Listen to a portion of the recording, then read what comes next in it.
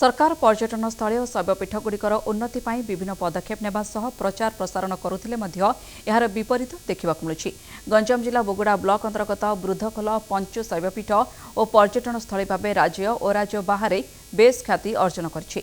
राज्य और राज्य बाहर विभिन्न पर्यटक मान आसी एठार थिबा गछ लता पहाड़ जंगल आदि प्राकृतिक परिवेश को उपभोग करिथांती, किंतु एहार सठिक रक्षणाबेक्षण होई पारुनथिबा जोगु असंतोष व्यक्त करिसेंती पर्यटक।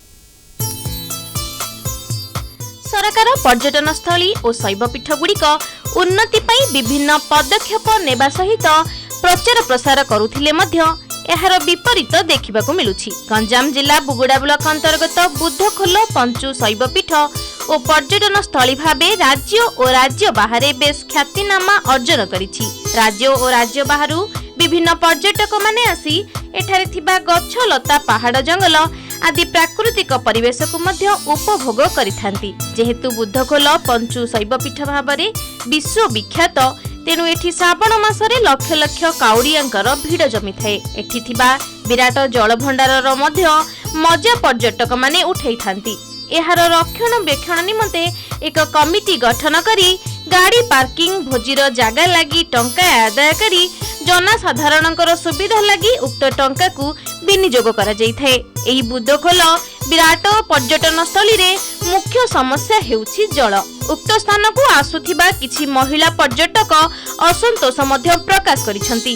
बुद्धखोल एठी शौचालय व्यवस्था टिके सेते फैसिलिटेड नहीं, जेहेतु वुमेन मान को प्राइवेसी वाटर सप्लाई टिके ठीक नहीं, हाइजीन भी नहीं, आउ माने सराउंडिंग टा भी टिके हाइजीन नहीं, बहुत अस्तना करी पकेछन भी रास्ता आसिकी बहुत भल लागला। नेचर एंजॉय कलु, तापरे आमे से गुंफा को लाइक एडवेंचरस ट्रिप माने ट्रेकिंग करिथिलु।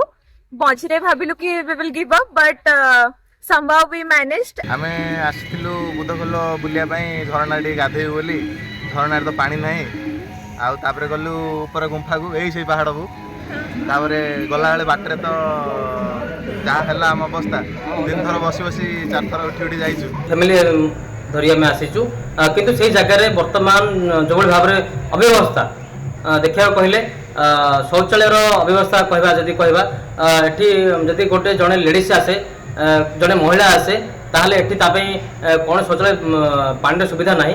किंतु आपण माने मध्ये मु कहबी गोटे कथा, एई शौचालय सामने गोटे स्विमिंग पूल अछि, से स्विमिंग पूल मध्ये कोन पानी सुविधा नाही, जहा फल रे एठी केवल गंजाम जिल्लार बुगुड़ा ब्लॉक नुह, गंजाम जिला बाहर राज्य बाहर मध्य लोक बुद्धखोल को आसुचंती, बुद्धखोल देवदेव महादेवंकर दर्शन करुछंती, किंतु एठी कौनसी महिला मानकर सुविधा पाई व्यवस्था करा जाय नाही, जहा फल अनेक महिला माने शौचालय जीवा पाई असुविधा सम्मुखीन होउचंती।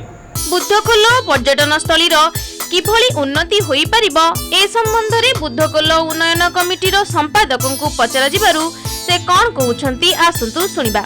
जागा परिदर्शन करिया संबंधी किछि पानी विषय लक्ष्य कोनी संगे संगे तार दिन प्रतिक्रिया कोनी आपो सिगो दिनसो नै सिगो शौचालय पुरुष एवं महिला मुखर तैयारी करे। प्रॉब्लम होउची जे सेडी किछि केवल झरना पानी रो आमे सप्लाई करिछु, आउ ग्राउंड वाटर पानी सेडी अवेलेबल होउनी, तेणु आमे जति तो चेष्टा करिछु पानी की समस्या समाधान करिया के।